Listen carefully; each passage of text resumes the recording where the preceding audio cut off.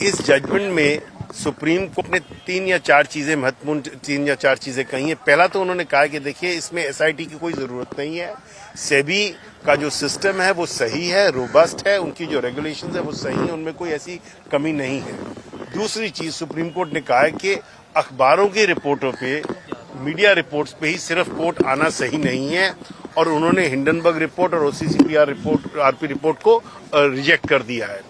तीसरी चीज supreme court ने कहा है कि जो 22 इंस्टेंसेस हैं उसमें से 20 की तो रिपोर्ट आ गई, और 20 की रिपोर्ट उन्होंने मान ली है सेबी की, सही है कि उसमें कोई गलतियां नहीं है, और दो इंस्टेंसेस के लिए उन्होंने कहा है कि 3 महीने में इन्वेस्टिगेशन तफ्तीश की जाएगी।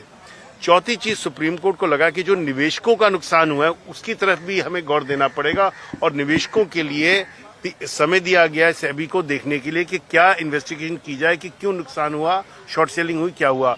और इसके आधार पे हम ये भी सोच सकते हैं कि अगर ये तफ्तीश या इन्वेस्टिगेशन अनुसंधान सेबी करेगी, पर अगर सेबी को लगी कि उनको बाकी संस्थाओं की जरूरत पड़ेगी, बाकी एजेंसी की जरूरत पड़ेगी, तो हो सकता है वो भी ली जाए। सर, क्या हम ये कह सकते हैं कि जो आरोप हिंडनबर्ग ने लगाए थे, या जो आरोप याचिकाकर्ता भी यहाँ पर लगा रहे थे, एक तरह से डिस्क्रेडिट किया है सुप्रीम कोर्ट ने उन्हें? एकदम सही। जो 20 इंस्टेंसेस हैं, जो 20 आरोप थे, उनको तो जो रिपोर्ट आ गई है सेबी की और सुप्रीम कोर्ट ने उस रिपोर्ट को मान लिया, इसका मतलब यही है कि वो सही नहीं पाए गए।